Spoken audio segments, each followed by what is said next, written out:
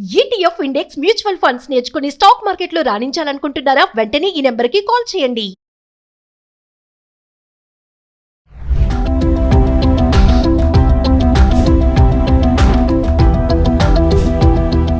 నమస్తే, welcome back to Suman TV. Present మనతో పాటు ఉన్నారు TEDx speaker, legendary award winner in real estate, realtor oxygen founder and CEO doctor Nandi Rameshwar Rao గారు. నమస్తే sir. నమస్తే అమ్మ. సార్, భారత ప్రభుత్వం ఇంటి అద్దె నిబంధనల్లో కొన్ని మార్పులు తీసుకొచ్చింది. మనం గతంలో కూడా కొన్ని వీడియోలు చేసుకున్నాం. అద్దె ఓనర్స్కి ఆ నిబంధనలు అవి ఉంటాయి, డాక్యుమెంట్స్ చేసుకోవాలి అని చెప్పేసి. అసలు ఇప్పుడు వచ్చినటువంటి మార్పులు ఏంటి సార్? మరి ట్రంప్ గారు లేకపోతే ఇండియన్ గవర్నమెంట్ ప్రకారం ట్రంప్ కింద సంబంధం లేదు. ఇండియన్ గవర్నమెంట్లో ఎన్నో రోజులు బట్టి కొన్ని చర్చలు జరుగుతున్నాయి. ఇంటి ఓనర్స్ ఎక్కువ రెంట్ వసూలు చేస్తున్నారు, ఎక్కువ శాతం ఇంక్రీజ్ చేస్తున్నారు, ఎక్కువ డిపాజిట్ తీసుకుంటున్నారు అనేది ఏజ్ ఓల్డ్ ప్రాబ్లం. ఎవరు కొత్తగా ప్రాబ్లం కాదు, గత 10-23 దశాబ్దాలుగా నడుస్తుంది. అయితే కొత్తగా చట్టం ఏమంటుందంటే రెండు పక్కల ఆలోచించారు, టెనెంట్స్ అండ్ ల్యాండ్ లార్డ్. అంటే రెంట్కి తీసుకునేవాడు, ఓనర్ అద్దెకి ఇచ్చేవాడు. సో చాలామంది కొన్ని హైడ్ చేస్తున్నారు. ఫర్ ఎగ్జాంపుల్, మాకు ఉన్న కొన్ని ప్రాపర్టీ, చిన్న చిన్న ప్రాపర్టీస్తో ఒక కప్పులు వస్తారు, సాయంత్రం 5:30 వస్తారు, 6 గంటలకు అడ్వాన్స్ ఇచ్చేస్తారు. అలాంటి వాళ్ళకి అయితే ఇవ్వకూడదు. ఎందుకంటే 5:30కు ఎవడైనా ఇల్లు ప్లాన్ చేసుకుని 2-3 నెలలు ప్లాన్ చేయాలి కదా. చేసినప్పుడు సడన్గా వచ్చి తీసుకుంటుంటే అది అక్కడ ఏదో ఇష్యూ చేసి వస్తున్నారు, రెంట్ కట్టలేదో లేకపోతే ఇంకేదో ఎక్స్ట్రా చేయడం, ఇల్లీగల్ పనులు. అలా చేసినప్పుడు ఏమవుతుంది, మనకు బెనిఫిట్ ఆఫ్ డౌట్లో మేమైతే ఇవ్వం. ఎందుకంటే మీరు న్యాయంగా ఉండి మంచిగా ఉంటే 2 నెలలు కనీసం ప్లాన్ చేసుకొని అడ్వాన్స్ ఇచ్చుకొని తర్వాత ఫుల్ డబ్బులు ఇస్తారు. అప్పుడు ఓనర్స్ మోసపోతారు, వీడు ఏదో ఇల్లీగల్ పనులు చేస్తాడు, ఇంట్లో మందు అమ్మడం, గంజా అమ్మడం, సంథింగ్ ఏదో. అది ఒక పక్కన పెడితే ఇప్పుడు గవర్నమెంట్ ఏమంటుందంటే అగ్రిమెంట్ లేకుండా ఇల్లు ఇవ్వద్దు. మీరు నెక్స్ట్ అంటే టెనెంట్ దిగిన 3 నెలలు 6 నెలలో అది గవర్నమెంట్కి సబ్మిట్ చేయాలి. ఆ 11 మంత్స్కి ఎందుకు రాస్తుంటే దానికి లీగల్ రైట్స్ వచ్చేస్తాయి, లేదా టెనెంట్కి ఓనర్ రైట్స్ వస్తాయి. 11 మంత్స్కి ఒకసారి 2, మోస్ట్ ఆఫ్ ది ఇల్లు 11 మంత్స్కి ఇస్తారు. అండ్ జనరల్గా అయితే 2 నెలలు అడ్వాన్స్ తీసుకోవాలి జనరల్గా. కానీ ఇప్పుడు ఏమైందంటే 2+1 అంటున్నారు, ఒక్కో దగ్గర 3 నెలలు 4 నెలలు కూడా అదే 3+1 అంటే గవర్నమెంట్ ఏమంటే 2 నెలలు లేవో అంటుంది. సో ఇప్పుడు ఏం చేస్తున్నారు, రన్నింగ్ మంత్ అడ్వాన్స్ 2 నెలలు వాళ్ళ దగ్గర ఉండాలి. కన్ఫ్యూజన్ అది. 1 మంత్ రన్నింగ్ రెంట్ వాళ్ళు మళ్ళీ ఏదైనా మీరు ఒకటేసో 1 నెల నుంచి మీరు కట్టకపోతే వెళ్ళిపోతే. సో అదొక డౌట్ ఉంది. సో దానికి ఏమన్నారంటే మీరు డెఫినెట్గా 2 నెలలు మాత్రం తీసుకోవాలి, ఎక్కువ తీసుకోకూడదు, అది కూడా డిక్లేర్ చేయాలి అగ్రిమెంట్లో అంటున్నారు. సో అదొక పాయింట్. అట్లానే ఓనర్స్ ఇప్పుడు జనరల్గా ఎవ్రీ ఇయర్లీ ఇంక్రీజ్ ఉంటుంది. ఇయర్లీ ఇంక్రీజ్ ఉన్నప్పుడు నెల ముందు చెప్తాం. అలాగే నోటీస్ పీరియడ్ అని ఏదో ఉంటుంది, 2 నెలలు 3 నెలలు. ఆ నోటీస్ పీరియడ్ ముందు 2 నెలలు, జనరల్గా 3 నెలలు పెట్టాలంటున్నారు. మనం ఖాళీ చేయమన్నా వాళ్ళు ఖాళీ చేయాలి, వాళ్ళు కూడా సడన్గా ఖాళీ చేసి వీకెండ్ కలుగుతారండి. మనం సడన్గా ఖాళీ చేయడం, మనం రెంట్ వాళ్ళకి ఇవ్వాలి. అది రెండో కండిషన్ పెట్టారు. మూడోది ఏమంటే ఇప్పుడు కమర్షియల్గా ఉంటుంది, వాళ్ళు ఎక్కడ క్లారిటీ ఇవ్వలేదు. కమర్షియల్కి 6 మంత్స్ తీసుకుంటున్నారు. అదే బెంగళూరు అయితే రెసిడెన్షియల్గా 1 year తీసుకుంటాడు. మీరు బెంగళూరు ఇల్లు జరగకుండా ఢిల్లీ, ముంబై కంటే 1 year అడ్వాన్స్. 1 year advance. ఇప్పుడు అంటే నువ్వు 50,000 తీసుకుంటే 6 లక్షలు అడిగి ఇవ్వాలి. ఇంకా కొంతమంది 12+1 అంటారు, which is very abnormal. So అందుకని ఏంటంటే ప్రాపర్టీ వాల్యూ మీద కూడా బేస్ చేసి మీకు రెంట్లు పెట్టమంటున్నారు. అంటే 50 లక్షలు అయితే ఒక రెంటు, ₹1,00,00,000 అయితే ఒక రెంటు. ఆ రెంట్ అంటే వాల్యూ బట్టి దాని ప్రొపోర్షనేట్గా ఉండాలి. పెంచడం కూడా 5% సీలింగ్ పెట్టారు. 5% అది బిలో, అబోవ్ ఉండకూడదు ఎవ్రీ ఇయర్కి. సపోజ్ 2 years అంటే 10% పెట్టుకోవాలి, 3 years అంటే 15%. పరిమితులు ఉంటాయా సార్? ఇంత పెంచాలి ఇంత పెంచాలి ఉంటుంది. అది గవర్నమెంట్ ఇప్పుడు అదే క్లారిఫై చేస్తుంది కదా.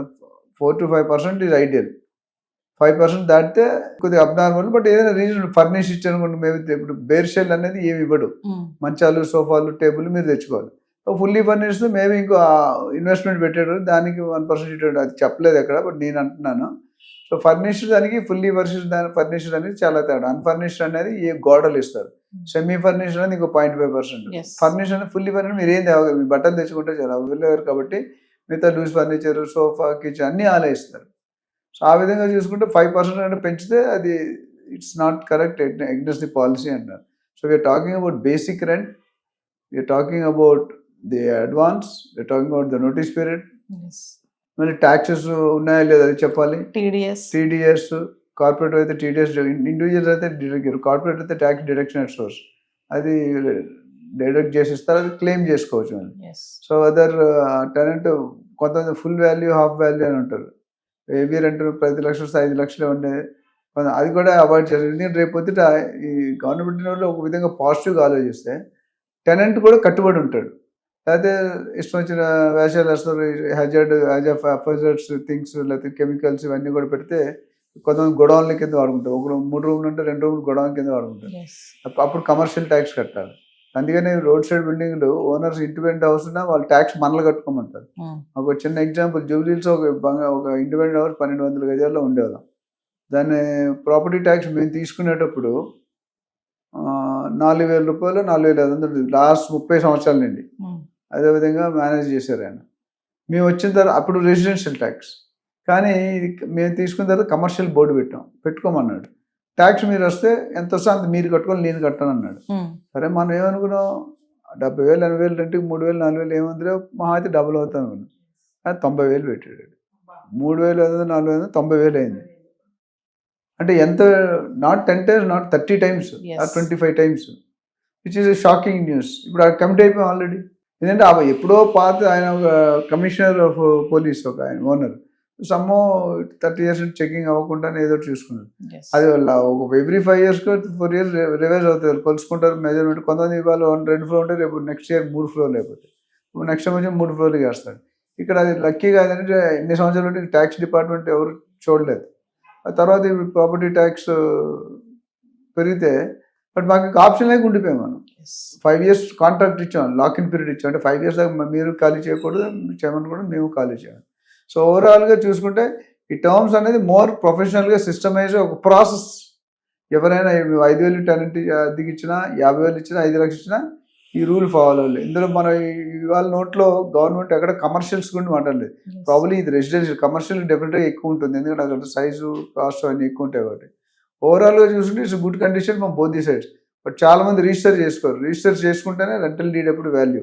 పేపర్ మీద రాసుకుంటే సో సంథింగ్ గుడ్లో మెల్ అంటారు కదా, something is better than nothing. అంటే రెంట్కి వచ్చినప్పుడు ఈ డాక్యుమెంట్ అనేది ఉంటుందా సార్? అసలు చాలా మంది చేస్తారు ఈ పని, డాక్యుమెంట్ చేసుకోవడం. అంటే ఇప్పుడు ఒకప్పుడు ఉండేది కాదండి, ఇప్పుడు మేజర్గా 70-80% ఏర్పడి. ఎందుకంటే పేపర్ లేకపోతే నువ్వు ఎక్కడ బ్లాక్ వైట్ ఉంది అనుకోండి, ₹1,00,000 రెండు, మీరు 50,000 ఉండి వాడు 50,000కి లెక్క చెప్తారు, ఇంకో 50,000 లెక్క చేయడు, ఎక్కడ రిసిప్ట్ లేదు కదా. సో రెంట్ ఇచ్చేవాడు రిసిప్ట్ తీసుకుంటారు. ఆ receipt is base how much అయిపోయింది. లేకపోతే కోర్టుకి వెళ్ళినా, కేసుకి వెళ్ళినా, మనం పోలీస్ స్టేషన్ ప్రూఫ్ ఉండాలి. ప్రూఫ్ లేకపోతే ఎట్లా, నేను ₹1,00,000 ఇవ్వకుండా అనేది కూడా చాలా మంది వైట్ చేసుకుంటారు. మంచిది యాక్చువల్లీ, ట్యాక్స్లు కడితే దర్ లాట్ ఆఫ్ బెనిఫిట్స్. మార్కెట్లో ఇమేజ్ పెరుగుతుంది. కొంతమంది ఇప్పుడు చూసుకుంటే పవర్ బిల్లు 8-9 లక్షలు ఉంటుంది నెలకి బిల్లు. అదే పెద్ద మన రిలయన్స్ గ్రూప్ చూసుకుంటే ₹1,00,000 దాకా ఉంటుంది ఒక నెల పవర్ బిల్లు. ఆ ₹1,00,000 మన కొంతమంది లైఫ్ టైం చూడలేరు ₹1,00,000 ఒకేసారి. It all depends. So government is also, వాళ్ళు రెవెన్యూ కావాలి కాబట్టి వాళ్ళకి వచ్చిన ఇన్కమ్ మీద మనం ట్యాక్స్ కూడా కట్టాలి కాబట్టి they are insisting us to keep up and writing. Thank you sir.